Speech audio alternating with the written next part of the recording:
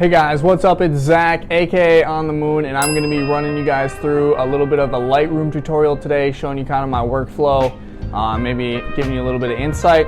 We're going to be editing a photo of my friend Shelby that I shot this summer at Memorial Union. So let's get right into it. I have Lightroom open to the photo that I'm going to be using.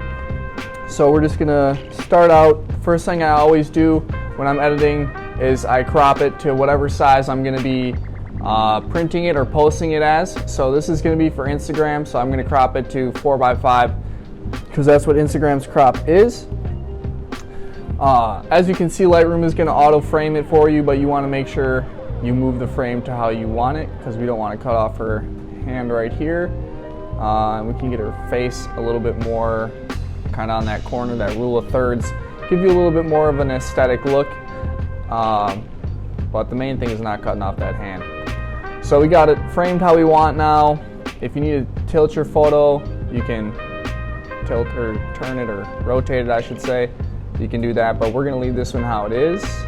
Maybe turn it just a tiny bit, just like that.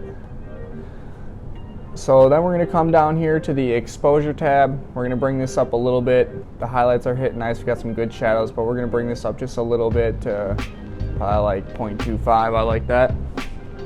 Then we're going to go ahead and bring the contrast down a little bit. The blacks are a little bit heavy and it's just kind of hitting me a little bit wrong, so we're going to bring that down. I don't like to go too crazy on the contrast though in either direction because that kind of messes with the look a little bit. If your photo's really dark, you can bring the contrast down, it'll bring it up, like it'll lighten your photo up a little bit because it's going to be kind of like fading stuff out a little bit, and vice versa. If your photo is a little bit like hazy or light, you can kind of move your contrast to the other way and make it look a little bit darker, a little bit heavier. So now we're going to move down to the highlights. I'm going to bring those up a little bit. We got some really good soft lighting here. I love this photo. Her face is looking really, really nice. Kind of like juxtaposed with like the highlights and the shadows on this side. So like dungeony area, I'm not really sure what that is. So we're gonna go ahead, we're gonna bring the shadows up a little bit actually though, because the shadows are a little bit too heavy on her face for my liking right now. So we're gonna bring those up to like +10, and then what I'm actually gonna do is I'm gonna go in here and I'm gonna brush this out and make these darker again because I like that. Little tip, you can click this and then it shows you where you're brushing in, so you can avoid spots you don't want to hit. So that looks pretty good. It doesn't need to be that great because it's just kind of the shadows. So then I'm going to deselect that so I can see what it looks like in the photo. And I'm going to go ahead and I'm going to bring these shadows down so it looks darker. I like that right there.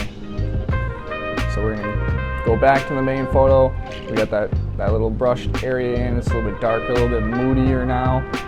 But you can see your face a little bit better, which is nice. So then we're going to go to the whites. We're going to go ahead and bring those down a little bit. The highlights are a little bit heavy for me there and kind of reflecting, kind of funky. So we're going to just leave that be. The blacks, we're going to bring those up a little bit. This is kind of just a personal preference for me. Most of the time, I bring my blacks up because I just like kind of like a faded black look. I don't know if that makes sense. Come down to the texture, we're not going to mess with that. The clarity, I'm bringing that up a little bit. I never go higher than 10 on a portrait because it gets a little bit funky with facial features and stuff sometimes.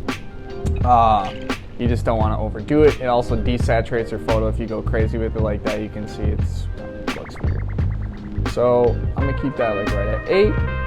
Dehaze, it's not hazy, so we're going to just leave that camp edge here. I'm not going to mess with that. Vibrance, we're going to bring that up a little bit. I like the orange, so that's going to kind of bring that up a little bit for me there. And then saturation, I'm going to leave that alone. Like I said, I like to have kind of like a faded film look, fade out the blacks a little bit, so I'm going to bring this up right here, like so. Just fade it up a little bit. And bring this down. Keep that moodiness. And I'm going to bring this up and get the highlights popping a little bit. We don't want to go too crazy and blow it out, you know. So just a tiny little bit. I never go too crazy with the tone slider, I'll be honest with you. And then just bring that down a little bit. So I like how that's looking.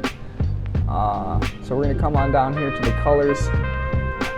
I'm gonna just leave this be. Yeah, I'm gonna just leave this be.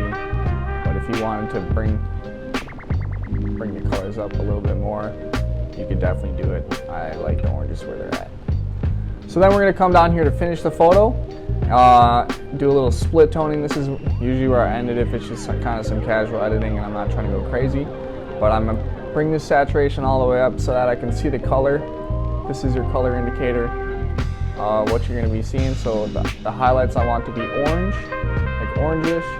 So I turn this all the way up so I can see the color better, and then I bring it down. So bring it down to like 19, I like that. And then same thing down here.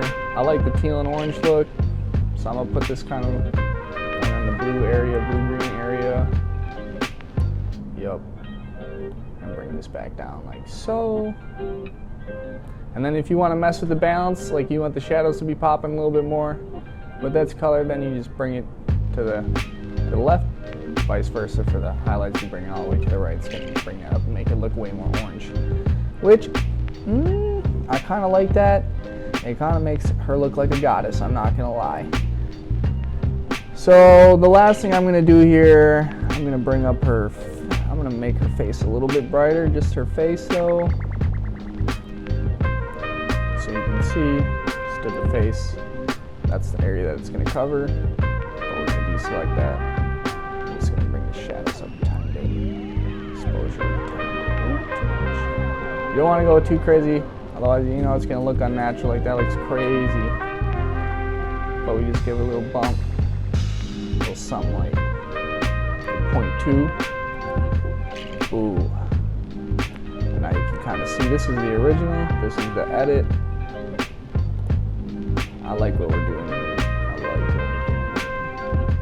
I like that better. Yeah. Bring that back a little bit, actually. You know, the thing with this editing is it's all a little bit of a finesse. Just do what looks good to you. Honestly, you know, don't overthink it ever. But yeah, so that's kind of the workflow. We're just gonna go ahead and export this now, but that's where I'm gonna end the video. Shout out to Shelby, she's a great model. If you wanna work with her, follow her on Instagram. I will drop her handle in the description. Thanks guys.